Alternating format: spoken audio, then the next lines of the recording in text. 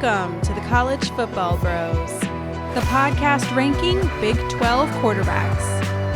And now, here are your hosts, Michael, Ryan, and Trey Newman.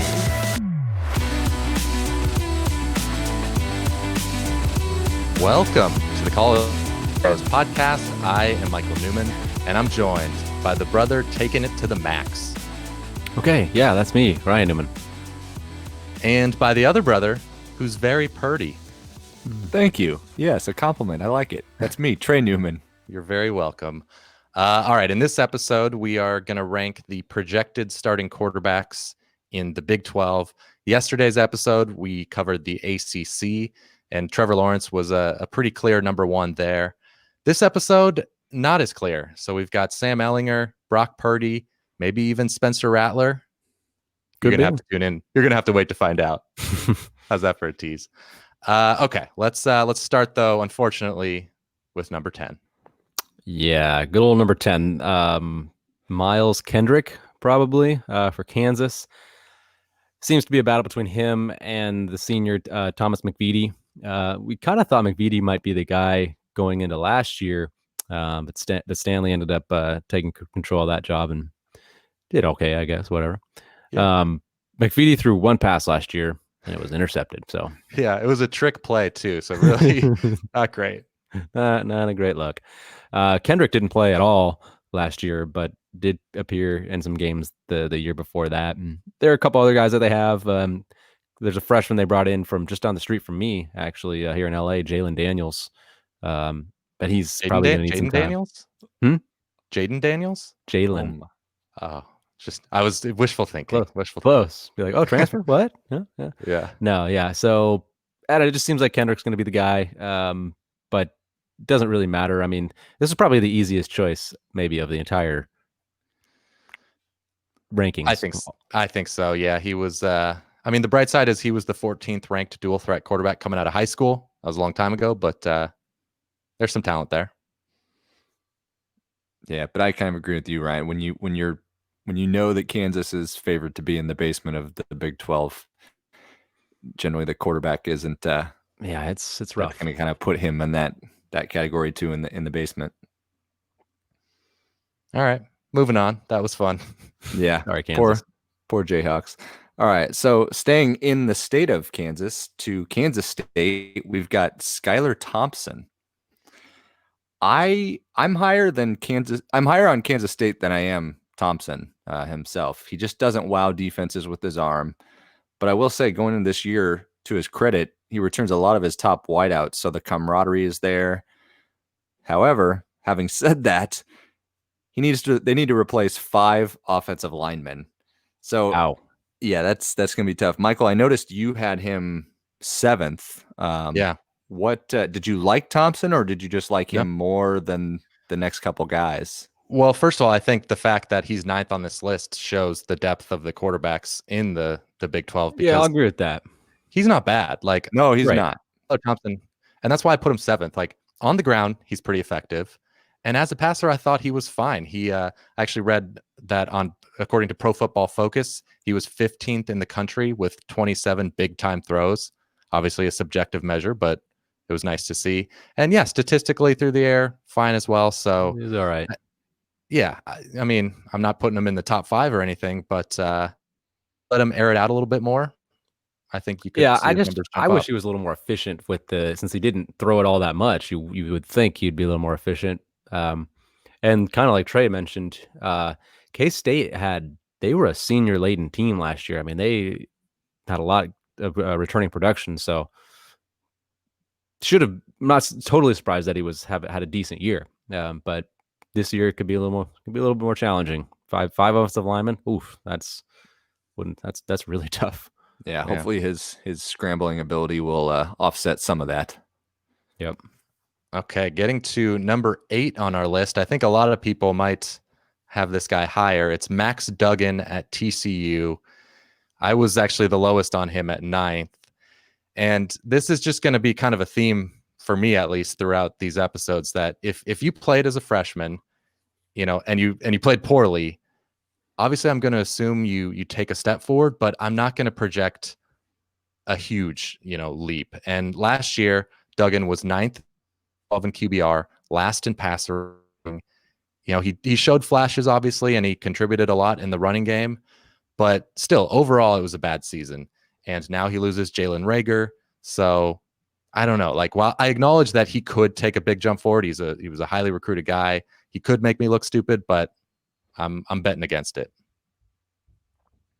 Yeah, I just felt like he was put in a tough situation. I mean, I know they had Rager, but what else did they really have? I mean, it was an offense that has been struggling for quite a while. It's not just That's now true. Duggan's taken over and they're struggling. So, he was okay. He made some decent plays. 15 touchdowns and 10 picks, I think it was. So it wasn't like he was horrible.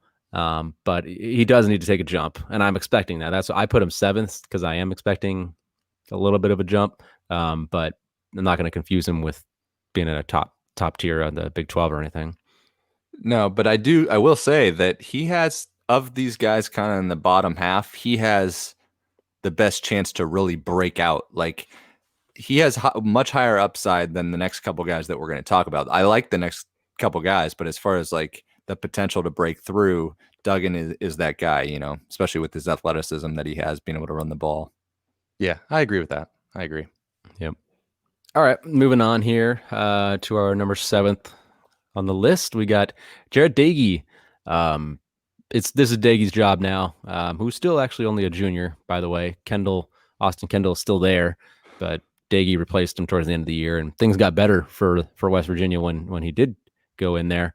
So Dagey was 2-1 in those games that he started, and you kind of maybe ask yourself, like, well, why didn't Neil Brown play him sooner? Why did he just wait towards the end of the year? And honestly, I think it's kind of like the mentality of Scott Frost. I'll reference, just like redshirt as much as possible, sacrifice the now so that we can be better and more consistent later on. And I think that's probably what it is, because now Dagey was able to keep his redshirt last year, and he's got 2 years left still. And I'm kind of a little bit higher on West Virginia coming into this year, and then I think they could be one of the surprise teams. I think Neil Brown's a great coach, but I think Dagey's solid. I think he'll do pretty decent. Yeah, and the other thing about Dagey is he wasn't there for spring camp either, so he's kind of I think a late transfer over the summer, so that was maybe part of the reason too. He wasn't more in the quarterback battle at the beginning of the year. But yeah, I mean, I like Dagey. When he was at Bowling Green, that's where he transferred from. The talent around him there was terrible. Like, that offense was just not good. And one thing that gives me confidence in him is that 2017 at Bowling Green, when he took over for James Morgan, the offense got a lot better. And James Morgan, who was terrible at Bowling Green, went on to be pretty good at FIU. And then, like you say, when Dagey took over for Kendall, offense got a little better as well. So that's a good sign. I agree with what you said, Michael, but I liked him at Bowling Green. And just when he played in November, he completed 2/3 of his passes. And they have a wideout, Sam James, who could really break out, and they could form a nice tandem in Morgantown for the Mountaineers. So I'm believing in Neil Brown and Dagey. All right. Number 6. All right. Number 6, we've got Alan Bowman of Texas Tech. On his play alone, Bowman could be higher on the list, and that's kind of saying something, because we're maybe not the highest on the Red Raiders or Matt Wells, but his problem is that he just hasn't been able to stay healthy in a couple seasons. His stats, though, when he plays, are stellar. He's an efficient passer, spreads the field. For the fantasy players out there, like, he's a guy you want.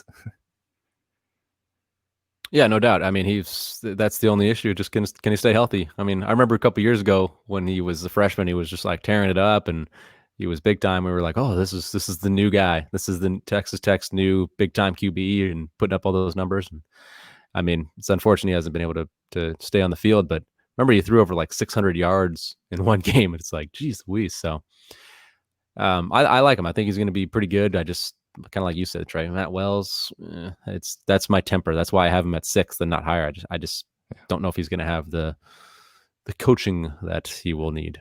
I do trust David Yost at offensive coordinator, though. So, I mean, I'm not sure how good the team will be in general, but I like the offense. I like Bowman. Moving on to a team that Ryan likes here at number 5, We've got Charlie Brewer, senior quarterback at Baylor, and he's going to be a 4-year starter. This is his last year, and he's been good. I mean, he basically turns in the same performance every year, which is not incredible. He's not put their numbers. He's not Trevor Lawrence or Justin Fields, but I'd say he's a consistent top 25 type quarterback. I don't have much else to say. I had him at 4th, so I guess just pretty similar, just one spot higher here. He was top 4 in pretty much every statistical passing category there is in the Big 12. And then he actually has a little element of running as well. He had 11 touchdowns on the ground, which I was a little surprised by. He's got kind of a lot. But to me, he just the next person on this list, I'm not going to say who it is yet, but I think he's better. And then his stats are pretty much better in every single category. And keep in mind, this is Baylor. Remember Baylor's offensive line? I mean, wow, they were pretty rough. So I think I like Brewer a lot. I mean, he's been really good. I'm comfortable having him here at 5th, mainly, and I'm a little bit concerned about Baylor, obviously losing Matt Rule, but for Brewer's sake, he loses Denzel Mims, and Mims, like, he was a big time receiver. Yeah. So that's a tough loss for him. Okay. Yeah. Getting to number 4, Ryan. Yes, number 4, Spencer Sanders. For here, I had him at 5. I like him. I think he's pretty good, and I think he'll do even better this year.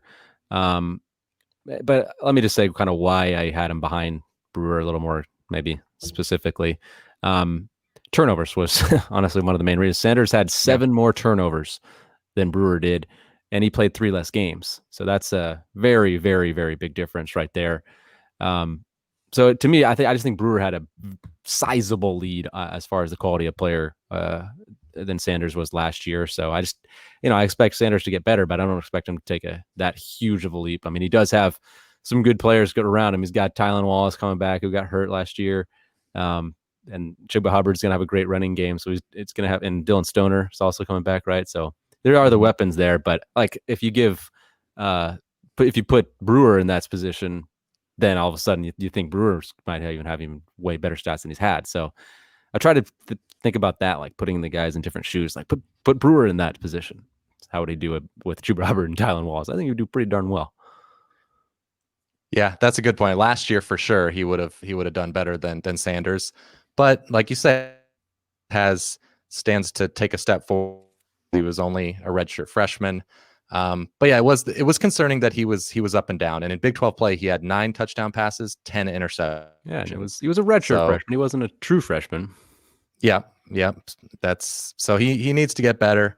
But I have him 4th because he's a good runner, and I just know that, and he's super talented, and Gundy knows how to develop quarterbacks. So with all the talent around him, a good offensive line, good receivers, it's just a good environment for a quarterback to flourish.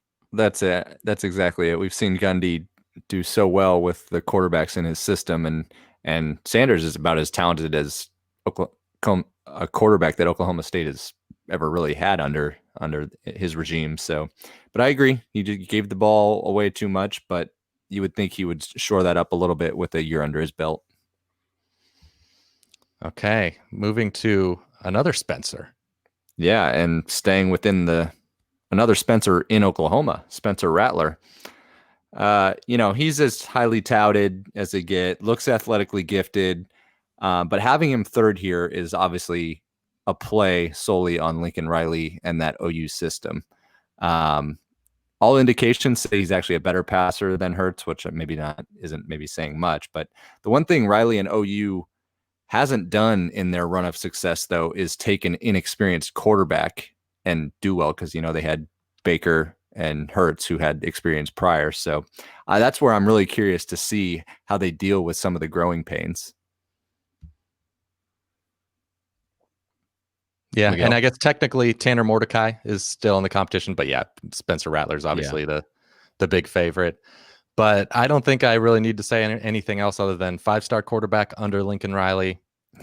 Yeah, he's big time. He's hugely recruited guy. I mean, he has so much ability. So yeah, we haven't really seen him, but we know the type of talent he's got. So he's going to be good. There's just no doubt really about it. And how about this? If you guys are betting on someone to win the Heisman, which is a different question than, who do we think is the best From right this now? conference, But from this conference, who Yeah. would you pick? For me, it's Rattler.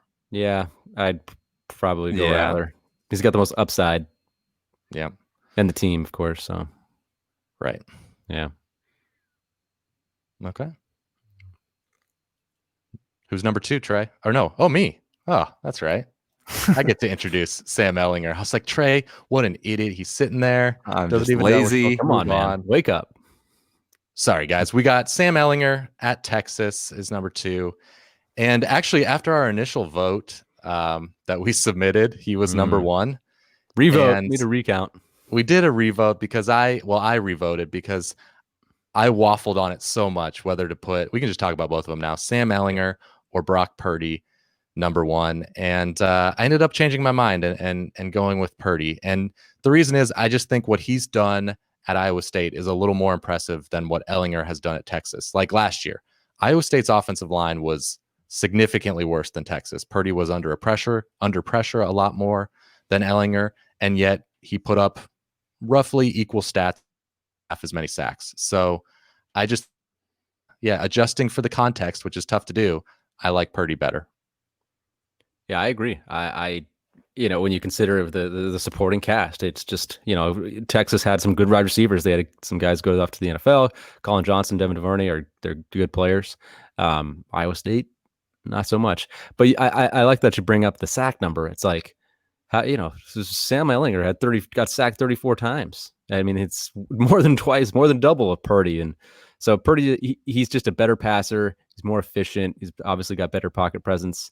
And I think he's better. I think if you put him behind Texas, I think he would have been better than Ellinger last year. So Purdy, it's very close. I'm not trying to say it's not, but Yeah, don't slight Ellinger. yeah, I know. No, Ellinger's no. great. I like Ellinger. He's great, but it wasn't that hard for me to put Purdy at number 1. It was hard for me, obviously. that was difficult. I mean, he set cyclone records left and right. He did lose the 2 targets in Jones and Petway, but they've got Tariq Milton and Charlie Kohler at tight end, so they don't lose. It's not an empty cupboard. Yep. But still, Trey, you preferred Ellinger, obviously. He's just so productive, and honestly, one of the most productive quarterbacks in the entire country, not just the conference. He's durable. You know what you're going to get. He's just outstanding. And the thing is, there is the wild card here for Texas is that he's going to have to blend with a new offensive coordinator, Mike Yurcich. But maybe that'll help get Texas over the hump. Maybe that was the missing link. I don't know. I'm just kind of. I think it could be an upgrade. Yeah. I think a lot of listeners though are saying, oh, everyone always says that about Texas every year, but it's true this time. They have. Well, there's no reason it can't happen. Yeah, and they've finished in the top 25 each of the last 2 years. They were 9th a couple years ago. Last year, barely 25th, but with a bunch of injuries. So yeah, I agree that the concept that Texas, is a Big 12 contender this year. I don't think that's crazy at all. No. Okay. All right. This turned into a little bit of a Texas preview, but moving on to the number 1 guy. There's a lot of suspense here. I wonder who it is. Okay, now Ryan, you're supposed to introduce him. I told you to introduce him. Sorry. Brock Purdy. Okay. We discussed it already. What do you want me to say? Yeah, you don't have to say anything. He's really good. I think he's top 5 nationally. Okay. All right. Well, there you have it. Our 10 projected starting quarterbacks in the Big 12. So looking at the list of 10 guys here, what are your overall thoughts? Because for me, it's that, It's 9 good quarterbacks. Yeah, exactly. I brought it up earlier. The depth all the way down at 9. We have Skylar Thompson, who I kind of like. So I think that's pretty good. Yeah. I mean, I'm looking at it in terms of if my team had any of these guys, particularly the top half, I think I would be maybe even like the top Wow, I don't know where it really cuts off, but there's a lot of guys that I would be happy with having on my team. Yeah, I think K-State fans are happy with Skylar Thompson. I think TCU fans are optimistic about Max Yeah. Duggan at 8. So Yep, totally. can't go wrong. All right, cool. Well, thanks for listening to our Big 12 quarterback rankings episode. Tomorrow, we're going to be covering the Big 10. Adrian Martinez, number 1. Of course. No. Well, you have to, Ryan, you can't tell them. They got to tune in tomorrow to see. Oh, yeah, they're shocked. As always, follow us or subscribe to us on YouTube. Comment your opinions, which players you disagreed with most, or which rankings you disagreed with, and we'll talk to you tomorrow. You've been listening to the College Football Bros. If you have any questions for the next podcast, email them to collegefootballbros@gmail.com. To keep up with the brothers on social media, like them on Facebook at College Football Bros, follow them on Instagram at College Football Bros, and for their commentary on Saturdays, follow them on Twitter at CFB Bros. Thanks for listening.